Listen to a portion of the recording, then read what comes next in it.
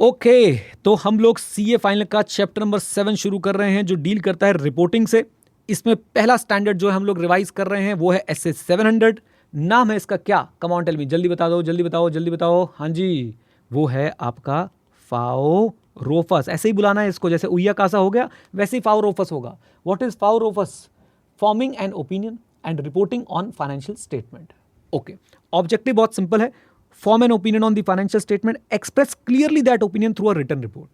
Form an opinion on the financial statement and express that opinion clearly through a written report. अब याद रखिएगा forming an opinion कैसे होता है, हमेशा से याद रखिए opinion is formed on the based of conclusion and conclusions are derived from audit evidence. ये हमेशा आपको फ्लो याद रहना चाहिए। ओके, ऑब्जेक्टिव क्लियर है? Yes sir. ये बातें हमने पहले भी पढ़ी हुई हैं, डिस्कस भी करी हुई हैं, एक बार क्विकली बता देता हूं।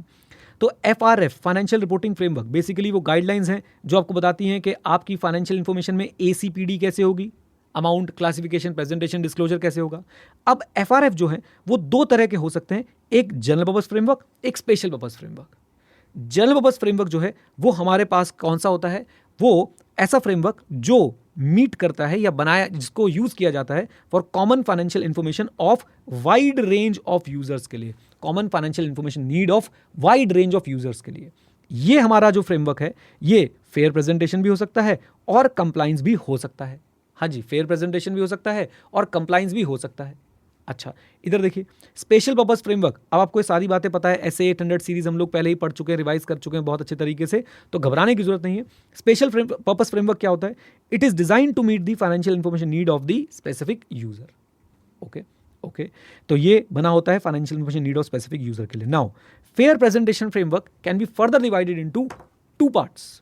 I should say general purpose framework can be divided into two parts, fair presentation and compliance. And fair presentation framework की दो मेन रिक्वायरमेंट है। इधर देखिए, फेयर प्रेजेंटेशन फ्रेमवर्क एक तो बोलता है भाई कंप्लाइंस करो किसके साथ? रिक्वायरमेंट ऑफ द फ्रेमवर्क के साथ, जो बोला है वो फॉलो करो। And this is the most important part of fair presentation framework, it gives acknowledgement to two things. Number 1, disclosures beyond required भी दे सकते हैं, डिस्क्लोजर्स बियॉन्ड रिक्वायर्ड भी दे सकते हैं, डिस्क्लोजर बियॉन्ड दो स्पेसिफिकली रिक्वायर्ड भी दिए जा सकते हैं।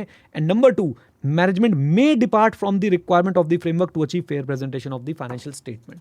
मैनेजमेंट FRF की रिक्वायरमेंट से डिपार्ट भी कर सकती है to achieve the fair presentation, लेकिन याद रखिए they should be necessary only in extremely rare circumstances. Okay, ऐसा सिर्फ एक्सट्रीमली रेयर सर्कमस्टांसेस में ही होना चाहिए। मैं फिर से बोलता हूं, फेयर प्रेजेंटेशन फ्रेमवर्क क्या बोलता है? फ्रेमवर्क की रिक्वायरमेंट्स को फुलफिल करो, उससे कंप्लाई करो। एंड वो एक्नॉलेज भी करता है दो बातों को लेके। नंबर 1, आप अगर डिस्क्लोजर देना चाहते हैं बियॉन्ड रिक्वायर्ड दीजिए, आप अगर डिपार्ट करना चाहते हैं from the requirement of the framework कीजिए, नो प्रॉब्लम एट ऑल। आ जाओ, कंप्लाइंस फ्रेमवर्क सिंपली क्या बोलता है? You have to comply with the requirement of the framework, और उसमें कोई ऐसी एक्नॉलेजमेंट नहीं होती है जो हमने अभी ऊपर पढ़ी थी, किसमें? फेयर प्रेजेंटेशन फ्रेमवर्क में। अच्छा, इन फ्रेमवर्क का डायरेक्ट इंपैक्ट कहां पे आता है? ऑडिट रिपोर्ट की लैंग्वेज पे जो है इसका डायरेक्ट इंपैक्ट आता है। ऑडिट रिपोर्ट की लैंग्वेज पे डायरेक्ट इंपैक्ट कैसे आता है, जरा ध्यान से सुनिए। Everyone please follow me. Language to be used in audit report. Fair presentation framework के केस में आप लोग अगर अनमॉडिफाइड ओपिनियन दे रहे हैं तो आप इन दोनों में से कोई एक फ्रेज यूज करते हैं। In our opinion accompanying financial statement present fairly, this word represents कि आप कौन सा फ्रेमवर्क यूज कर रहे हैं। In our opinion, accompanying financial present fairly in all middle respect in accordance with the applicable financial reporting framework. और दूसरा language क्या हो सकता है? In our opinion, accompanying financial statement give a true and fair view of the state of affairs in accordance with the applicable financial reporting framework. Right, India में generally आप देखेंगे ये आपको फॉलो होता हुआ दिखेगा, मैं आपको आगे रिपोर्ट्स में ये बात दिखाऊंगा भी। राइट, तो आपका फ्रेमवर्क कौन सा, उसका डायरेक्ट इंपैक्ट आपकी ओपिनियन की लैंग्वेज पे आता है। और अगर कंप्लाइंस फ्रेमवर्क है तो सिर्फ इतना बताना है, accompanying financial statement are prepared in all middle respect in accordance with applicable financial reporting framework. This is in case of compliance framework. अच्छा जी, नाउ इसके बाद एक ये छोटा सा टॉपिक है, सीए फाइनल के सिलेबस में कवर्ड है।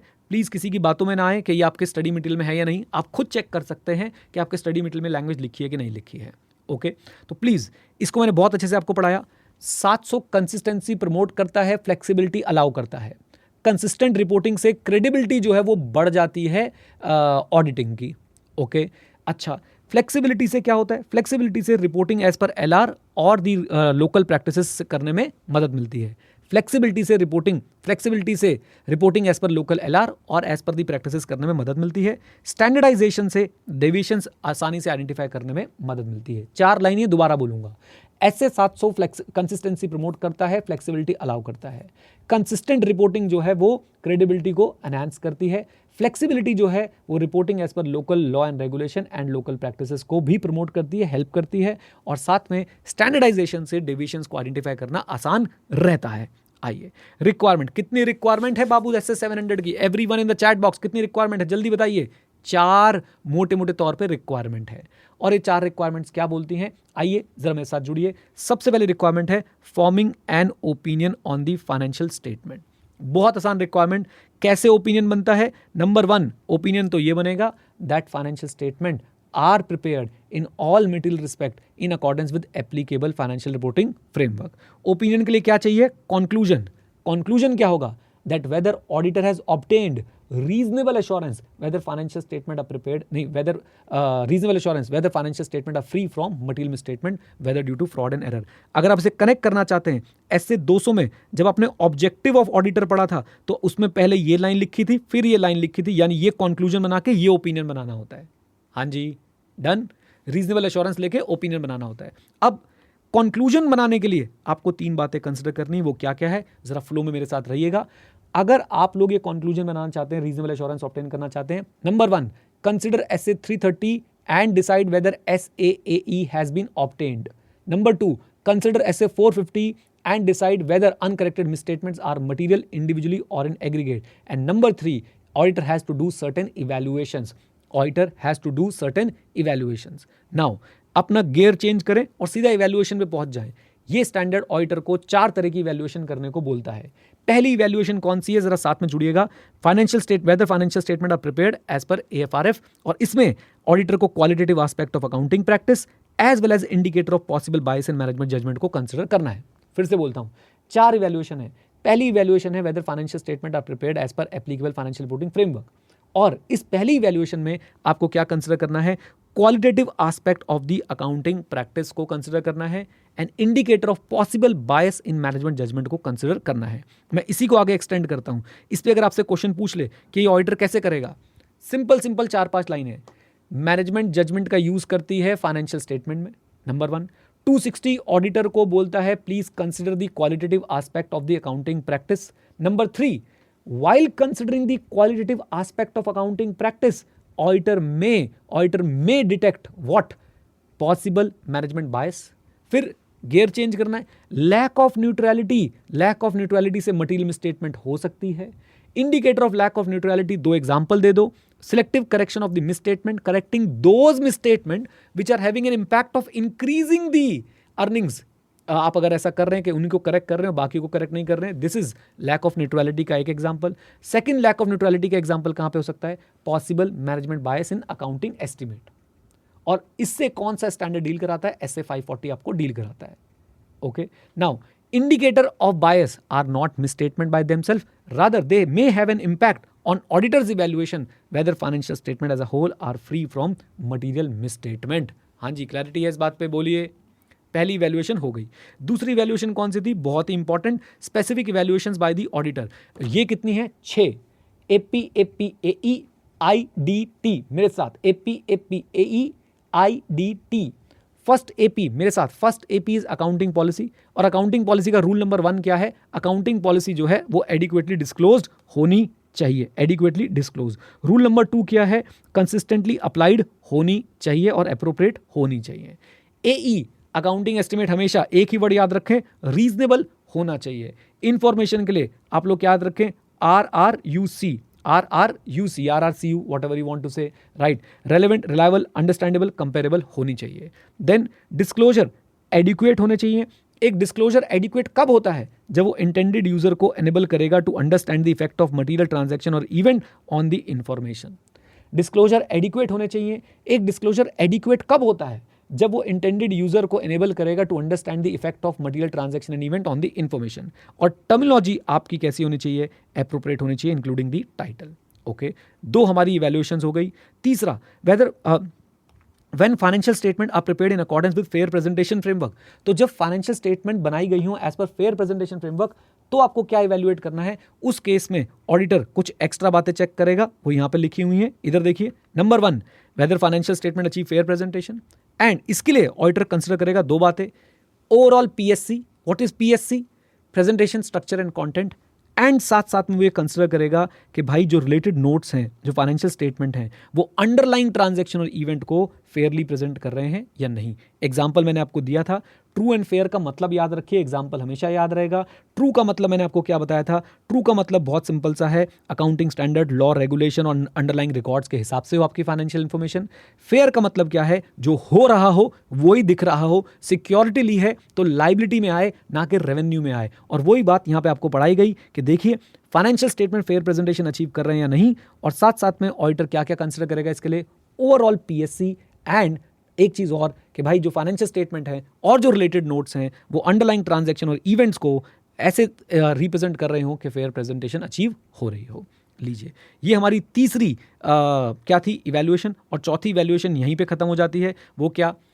Always remember, in case of assurance engagement, the subject matter must describe the suitable criteria. और यहाँ पे अगर हम पढ़ें तो financial statement must adequately refer to or describe the applicable financial reporting framework, यानी कि आपका subject matter आपके suitable criteria को अच्छे से describe कर रहा हो। ये थी हमारी 4 evaluations. Now, coming to the second requirement of the standard, that is form of opinion. तो हमारे पास यहाँ पे ज़्यादा कुछ पढ़ाया नहीं गया, बस form of opinion 2 है बताए गए, unmodified, modified. Unmodified कब? जब ऑडिटर ये कंक्लूड करे कि financial statement is prepared in all matter respect as per applicable financial reporting framework. Modified कब? जब सफिशिएंट एप्रोप्रिएट ऑडिट एविडेंस आ जाए कि मटेरियल मिसस्टेटमेंट से फ्री नहीं है फाइनेंशियल स्टेटमेंट, या फिर हम लोग sufficient appropriate audit evidence obtain ही ना कर पाए। ये ज़्यादा इंपॉर्टेंट लगता है मुझे कि लैंग्वेज क्या होगी। इधर देखिए, अगर फेयर प्रेजेंटेशन फ्रेमवर्क यूज हुई है और फेयर प्रेजेंटेशन अचीव नहीं हो रही है, फेयर प्रेजेंटेशन कैसे अचीव होती है, कैसे चेक करता है ऑडिटर? पीएससी चेक करता है और ये चेक करता है कि फाइनेंशियल स्टेटमेंट और नोट्स में अंडरलाइंग इवेंट और ट्रांजैक्शन फेयरली प्रेजेंटेड हो। अगर ये नहीं हो रहा है तो मैनेजमेंट के साथ डिस्कस करेगा और वो डिटरमाइन करेगा whether it is necessary to modify the opinion in the report in accordance with SS 705। Discuss and consider modifications required और नॉट। अगर कंप्लाइंस फ्रेमवर्क यूज हो रहा है तो क्या कंप्लाइंस फ्रेमवर्क में, very important MCQ, compliance framework में मुझे ये चेक करना है कि फेयर प्रेजेंटेशन अचीव हुई है या नहीं? क्या मुझे चेक करना है? Come on tell me. Answer is no. मुझे बिल्कुल चेक नहीं करना है कि फेयर प्रेजेंटेशन अचीव हुई है या नहीं हुई है। मैं सिर्फ क्या करने वाला हूं? मैं देखने वाला हूं कि फाइनेंशियल रिपोर्टिंग फ्रेमवर्क फॉलो हुआ है या नहीं। लेकिन इसमें भी अगर एक एक्सट्रीमली रेयर सर्कमस्टांसेस मेरे सामने रख दिया जाए जिसमें मुझे बोला जाए कि कंप्लाइंस फ्रेमवर्क फॉलो हुआ है और फाइनेंशियल स्टेटमेंट जो है वो मिसलीडिंग है, मिसलीडिंग मतलब ये loss making company, profit making company दिख रही है, तो ऑडिटर को बोला गया है कि आप मैनेजमेंट से डिस्कस करो और कैसे वो मैटर रिजॉल्व हुआ है इसके हिसाब से डिटरमाइन करो क्या और कैसे मुझे कम्युनिकेट करना है अपनी रिपोर्ट के अंदर। ओके, ये हमारा हो गया फॉर्म ऑफ ओपिनियन। और अब हम लोग चलेंगे किसके पास? ऑडिटर्स रिपोर्ट के पास, जो कि इस ऐसे का सबसे बड़ा जो है वो पार्ट होने वाला है। मैं आपसे एक ही बात बोलना चाहता हूं, अगर आप लोग सोच भी रहे हैं गलती से कि ये सब अवॉइड कर देता हूं, तो ये चैप्टर आपके एग्जाम में 10 से 20 नंबर तक का, एवरेज 15 नंबर तक का आपके एग्जाम में आता है।